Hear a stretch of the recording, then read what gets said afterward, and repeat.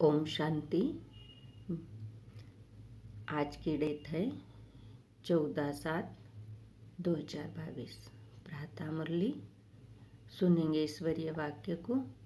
मीठे बच्चे, सब संग तोड़ मुझ एक बाप से योग लगाओ तो तुम मेरी पूरी में आ जाएंगे। अंतमति सुगति हो जाएगी। प्रश्न में कहा बाबा ने, जो साइलेंस की अवस्था में जाने का पुरुषार्थ करते हैं उन्हें क्या अच्छा नहीं लगता? उत्तर में कहा, उन्हें घड़ी का आवाज भी अच्छा नहीं लगता, क्योंकि स्वदेश इनकॉर्पोरियल्स वर्ल्ड में कोई भी आवाज नहीं है। इसीलिए तुम वाणी से परे जाने का पुरुषार्थ करते हो। तुम्हें अशरीरी हो अपने स्वधर्म में टीकना है। बाबा के देश को बाबा सहित याद करना है। गीत चला। भक्तों की फरियाद सुनो। भगवानुवाच, यह है योग आश्रम। तुम यहाँ बैठे हो योग कमाने। यह परमात्मा तुम आत्माओं से इन ऑर्गेन्स द्वारा बात कर रहे हैं। तुम आत्माएं अभी किसकी याद में बैठे हो? आत्मा कहती है, अहम आत्मा तत्वतम। हम सब आत्माएं उस परम पिता परमात्मा की याद में बैठे हैं। यह योग किसने सिखाया? फिर बाबा ने कहा, भगवानुवाच, मैं सभी आत्माओं का पिता हूँ अथवा फादर हूँ। मैं इस शरीर द्वारा तुमको योग सिखलाने के लिए टीचर बना हूँ। यह तो सहज समझाते हैं। कहते हैं, जब जब अति धर्म ग्लानि होती है तब मैं आता हूँ। यह वही कल्प पहले वाले महावाक्य अति साधारण शरीर द्वारा रिपीट हो रहे हैं। फिर बाबा ने कहा, कहते हैं कल्प पहले भी यही महावाक्य उच्चारे थे, जिसकी गीता बनी हुई है। तो जब धर्म ग्लानि होती है अथवा अनेक धर्म आए उपस्थित होते हैं और देवता धर्म का एकदम नाम निशान गुम हो जाता है, देवता धर्म वाले अपने को हिंदू कहलाने लग पड़ते हैं। भल पूछते देवताओं को है, लेकिन कहलाते अपने को हिंदू हैं। जैसे देवता धर्म के बदले हिंदू धर्म रिप्लेस हो जाता है। फिर बाबा ने कहा, इसको कहते हैं धर्मग्लानि। जब वह एक देवी धर्म का नाम निशान गुम हो जाता है, उसके बदले अनेक धर्म मठ पंथ निकल पड़ते हैं। यह वही कल्प पहले वाली गीता रिपीट हो रही है। यह भगवानुवाच, दूसरा तो कोई कह नहीं सकता। वही आकर फिर वही गीता के महावाक्य रिपीट कर रहे हैं। यह महावाक्य और कोई शास्त्रों में नहीं है, गीता में है। भगवानुवाच, भगवान खुद समझाते हैं। कहते हैं, जब अनेक धर्म हो जाते हैं, कलयुग की अंत आकर पहुँचती है, तब अब कल्प के संगम पर मैं आता हूँ। क्योंकि कलयुग को कहा जाता है तमो प्रधान, सतयुग है सतो प्रधान, जहाँ परम पिता परमात्मा का गॉड संगम।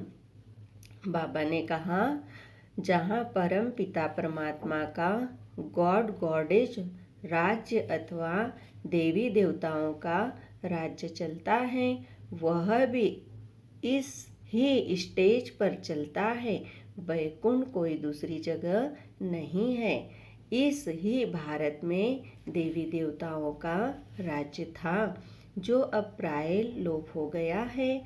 फिर बाबा ने कहा, परमात्मा को कहते हैं गॉड इज नॉलेजफुल। वह एक ही है, ज्ञान का सागर, आनंद का सागर, सुख का सागर है। उसके सिवाय और कोई में गॉडली ज्ञान है ही नहीं। तो दूसरा कोई को ज्ञानी कैसे कह सकते हैं।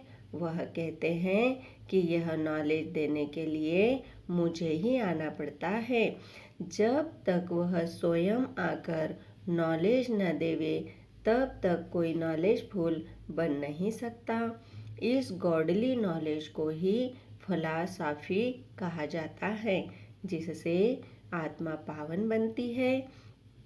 फिर बाबा ने कहा, अब प्रश्न उठता है कि तुम यहाँ किस लिए आए हो।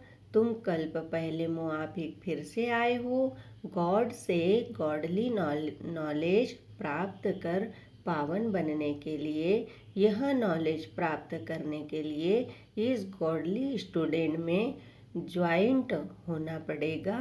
दूसरा कोई को गॉडली नॉलेज दे नहीं सकता। वो कहते हैं हम सब में गॉडली नॉलेज है। कौन सी नॉलेज है? कह देते ईश्वर सर्वव्यापी है। फिर बाबा ने कहा, लेकिन परमात्मा कहते हैं कि यह मिथ्या ज्ञान है। मैं तो सर्वव्यापी नहीं हूँ। मैं तो जो हूँ जैसा हूँ तुम बच्चों के आगे प्रत्यक्ष होता हूँ। जब तक मैं अपना ज्ञान स्वयं आकर ना सुनाऊं तब तक मुझे कोई जान नहीं सकता और न कोई मेरे पास पहुंच सकता। इसीलिए मुझे आना पड़ता है और मैं आता हूँ कल्प के संगम पर बस। और जब मैं आता हूँ तब यह ज्ञान देने वाले डॉक्टर ऑफ फिलॉसफी साधु महात्मा बहुत है। वह भी यही ज्ञान देते हैं कि हम सब परमात्मा हैं। अब एक तरफ कहते हैं परमात्मा एक है, दूसरे तरफ उन्हों की अनेक मतें। अब किसको मानना चाहिए? उन्हों को गॉड ने तो मत नहीं दी ना। एक तरफ है गॉड की एक मत, दूसरी तरफ इतनी अनेक मतें। तब परमात्मा कहता है इतने सब अनेक मत को खलास कर एक मत स्थापन करने मुझे आना पड़ता है। कल्प कल्प का यह प्रोग्राम मेरा अनादि नुदा हुआ है।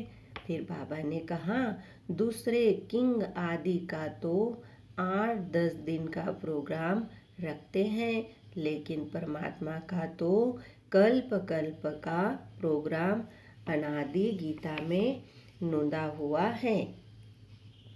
ब्रह्मा के गुप्त वेश में ब्रह्मा तन में आकर कहते हैं कि मैं वही कृष्णपुरी स्थापन करता हूँ, जहाँ होली गॉड गॉडेज राजा रानी तथा प्रजा होते हैं।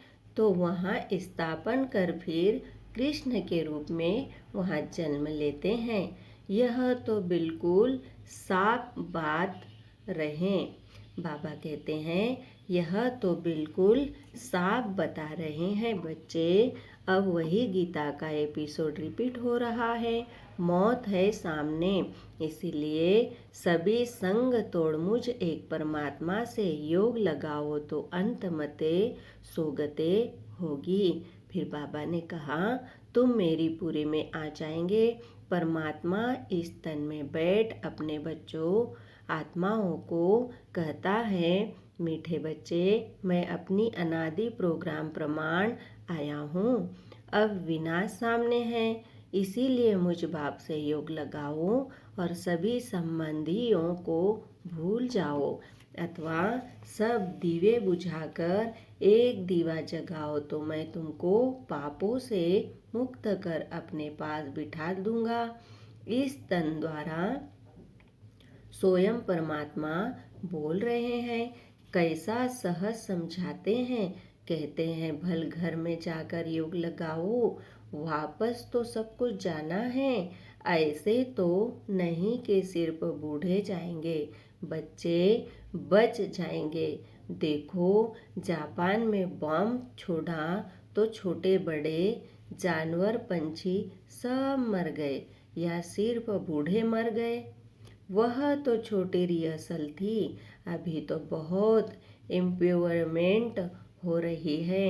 देख रहे हो ना, बॉम्ब्स तैयार हैं, स्ट्री रिपीट अवश्य होगी।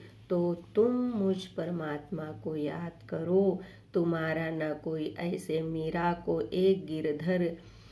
बाबा ने कहा, दूसरा न कोई, जैसे मीरा को एक गिरधर ही याद था और सब लोग लाज कुल की मर्यादा छोड़ दी, वैसे ही तुम मुझ परमात्मा को याद करो।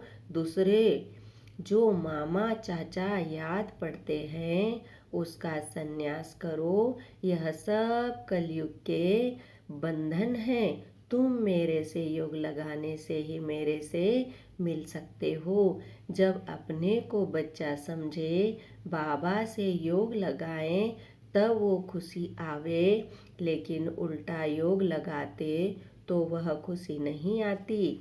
फिर बाबा ने कहा, यहाँ बहुत आते हैं, कहते हैं हमारा मन वश नहीं होता, वह आनंद नहीं आता। अब बाबा ने कहा, अब आनंद का सागर तो परमात्मा है, उनसे योग लगाते नहीं तो आनंद कैसे आएगा। पास्ट कर्मों अनुसार सबको अपनी अपनी बुद्धि मिली हुई है, इसमें परमात्मा क्या करे। परमात्मा तो सबको इकट्ठा पढ़ाते हैं। कोई तो यहाँ ही पढ़कर फिर पढ़ाने लग पड़ते हैं, कोई तो पहली पोथी में ही मुझे हुए हैं। तो यह भी बुद्धि का चमत्कार है। क्लास में भी कोई पहला नंबर आते, कोई फेल होते हैं। क्यों? क्योंकि बुद्धि पर सारा मदार रहता है। इसमें परमात्मा क्या करे, सबकी तीक्ष्ण बुद्धि करे तो सभी पहला नंबर आ जाए। फिर बाबा ने कहा, जब कोई परग्रहचारी होती है तो कितनी भी दवाई करो उसका असर नहीं होता, और जब उतरने का टाइम आता है तो मिट्टी चपटी से भी बीमारी ठीक हो जाती है। तो जब समय आएगा तो यह पॉइंट्स भी किसकी बुद्धि को टच हो जाएगी, अभी कई नहीं सुनते हैं। बाबा ने कहा, आगे चल सुनने लग पड़ेंगे, इसमें हमको राजी रहना पड़ता है। परमात्मा के आने जाने ज्ञान सुनाने की गति ही न्यारी है। दूसरी मुरली, ओम शांति। घड़ी का भी आवाज नहीं चाहिए, क्योंकि अभी हमारी वानप्रस्थ अथवा वाणी से परे अवस्था है। हम वाणी से परे जाते हैं। इनकॉर्पोरियल वर्ल्ड जहाँ आत्माएं रहती हैं वहाँ वाणी नहीं है, सुप्रीम साइलेंस है। तो इस साइलेंस अवस्था में पहुँचने का पुरुषार्थ करते हैं, इसीलिए आवाज़ अच्छा नहीं लगता। उस स्वदेश में आवाज़ नहीं होता है, इसीलिए वानप्रस्थ अवस्था वाणी से परे जाने के लिए हम पुरुषार्थ करते हैं। वानप्रस्थ का अर्थ ही है निर्वाण देश में जाना, जहाँ हम तुम और सारी दुनिया की सोल्स निवास करती है।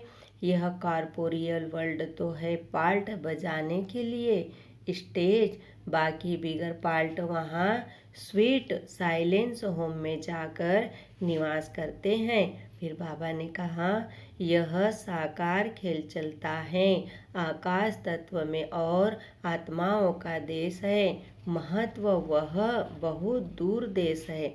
तो जो उस साइलेंस देश से योग लगाए बैठते हैं उनको घड़ी का आवाज़ भी अच्छा नहीं लगता। इसको कहा जाता है अपने असली सर्वधर्म में टिकना अथवा अशरीरी हो रहना, अर्थात अपने बाबा के देश को बाबा सहित याद करना, क्योंकि अपना बाबा है उस दूर देश का रहने वाला। फिर बाबा ने कहा, वहाँ से आता है इस पराये देश में। पराये देश में क्यों आता है? अपनी बादशाही स्थापन करने, और गुप्त वेश में आता है। उनका पाल्ट है इनकॉग्निटो, जैसे तुम्हारा यह पुराना शरीर है, ऐसे मुझे भी पुराने शरीर में प्रवेश कर इस पुरानी सृष्टि का विनाश और नई देवी सृष्टि की स्थापना करने आना पड़ता है। तो पुराने घर में जो जाएगा तो जरूर शरीर भी पुराना लेना पड़ेगा ना। यहाँ नया दिव्य शरीर आए कहाँ से? तो वो भी है इनका पुराना तन, जिस तन से श्री कृष्ण की राजधानी स्थापन करते हैं। तो उनके पास जो आते हैं उनको पहले साक्षात्कार भी उस वैकुंठ का होता है। वैकुंठ की बल लीला, रास लीला देखते हैं अथवा विष्णु का साक्षात्कार करते हैं, क्योंकि अगर सुप्रीम सोल का साक्षात्कार कराए तो वह समझ नहीं सकेंगे कि यह क्या चीज़ है, क्योंकि उस बाप का तो कोई को पता नहीं है कि यह कोई परमात्मा है। भल पूजा करते हैं लेकिन जानते कोई नहीं। फिर बाबा ने कहा वो तो कहते हैं परमात्मा सर्वव्यापी है, तो सब परमात्मा हो गए, बाकी शिवलिंग के ऑक्यूपेशन का तो कोई को पता नहीं कि यह हमारा परम पिता है जो आकर इस स्थापना विनाश पालना करने अर्थ 3 रूप धारण करते हैं। वह तो इसी समय आकर अपना ऑक्यूपेशन बताते हैं और कहते हैं जिसको बैकुंठ की बादशाही का वारिस बनना हो वो यहाँ आकर मेरा बच्चा बने। फिर बाबा ने कहा मैं उनको संपूर्ण निर्विकारी बनाए अपनी राजधानी में ले जाऊंगा।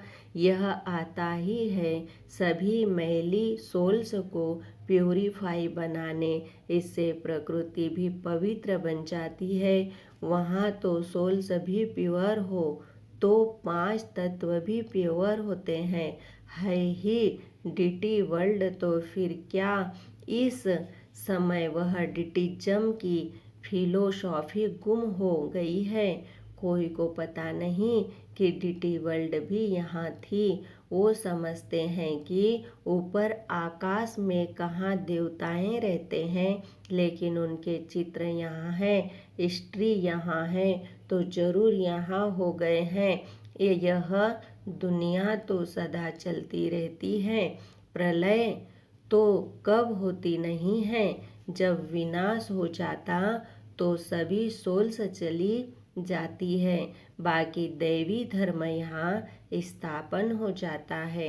जैसे अनाज होता है तो सब नहीं खाया जाता है, बहुत खाया जाता है, थोड़ा बहुत बचाया जाता है बोने के लिए, नहीं तो बीज कहाँ से आवे। फिर बाबा ने कहा अगर प्रलय हो जाए तो अनाज भी खलास हो जावे।